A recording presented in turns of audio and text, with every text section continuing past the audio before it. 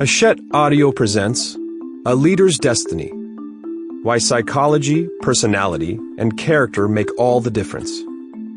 Written by Elias Aboujaoude. Read by Pej Vahdat.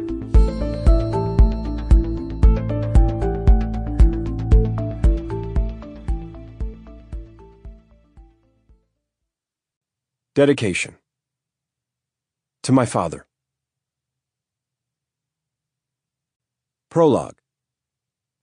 The names of private individuals mentioned in this book have been changed and their identifying characteristics fictionalized to protect confidentiality.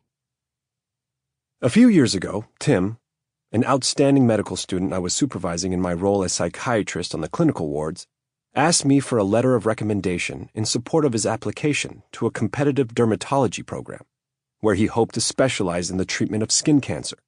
I was happy to provide one and drafted what must have been the strongest letter I had ever written on behalf of a student. In it, I praised Tim's excellent bedside manner, the thoroughness of his medical notes, his reliability as a team member who went beyond the requirements of his role to help colleagues, his track record in research, his contagious passion for his field, and his overall functioning at a much higher level than would be expected at his stage of training.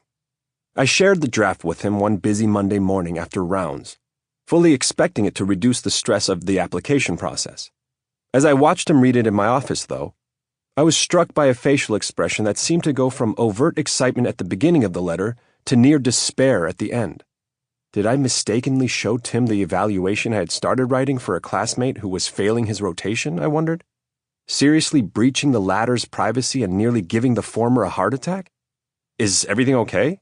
I asked, utterly confused by the unfolding scene and already beating myself up for a self-inflicted disaster that nobody needed on a busy Monday morning on the psych ward, or any morning on any ward.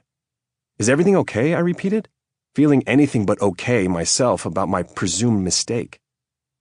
Appearing more stressed than I had ever seen him, after a long pause, stutteringly, Tim asked if I could add something, anything about leadership qualities.